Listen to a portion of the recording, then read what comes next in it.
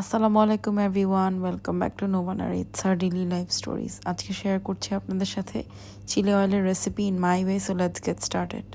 এখানে মেন ইনগ্রিডিয়েন্টসের মধ্যে নিয়েছি হচ্ছে 2টা বড় সাইজের রসুন কুচি, 4টা বড় সাইজের পেঁয়াজ একদম চপ করা, একটা তেজপাতা, 2টো লবঙ্গ আর একটা দারচিনির টুকরো। এরপর লাগবে মরিচ। আমি এখানে 200 গ্রামসের মতো মরিচ সুন্দর করে চিলি ফ্লেক্স বানিয়ে নিয়েছি গ্রাইন্ডারে গ্রাইন্ড করে। আপনারা চাইলে পাটা পুতা দিয়েও ব্যাপারটা করতে পারেন, অসুবিধা নেই। এরপর আমি এখানে প্যানে তেল নিয়ে নিয়েছি। আমি এখানে 1 কাপের মতো তেল ইউজ করেছি।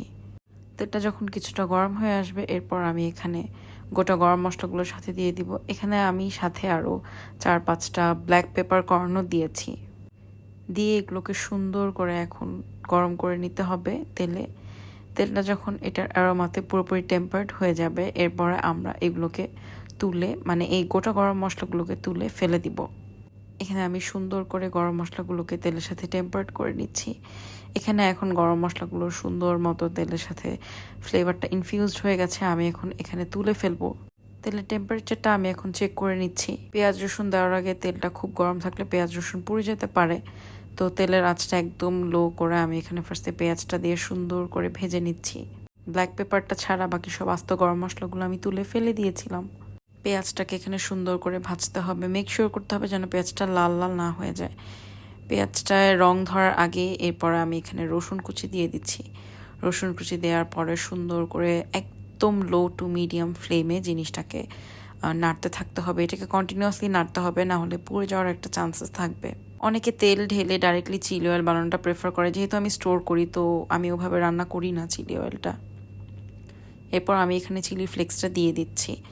চিলি ফ্লেক্সটা দেওয়ার সময় মেক শিওর করতে হবে চুলার আঁচটা যেন একদমই লো থাকে, না হলে হঠাৎ করে মরিচের সবগুলো দানা পুড়ে যেতে পারে। এরপর আমি এখানে সিজনিংস দিয়ে দিচ্ছি। এখানে আমি ফার্স্টে দিয়েছি স্বাদ মতো লবণ। এরপরে আমি এখানে ইউজ করবো সয়া সস। সয়া সসটা ইউজ করার পরে একটু স্প্ল্যাশ হতে পারে, তো খুব সাবধানে কাজটা করতে হবে।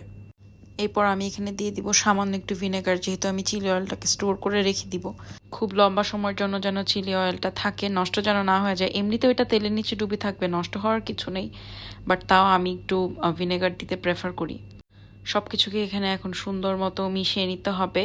মেক শিওর করতে হবে সয়া সসটা যেন টোটালি ইভ্যাপোরেটেড হয়ে যায় আর তেলটা যেন ভেসে ওঠে।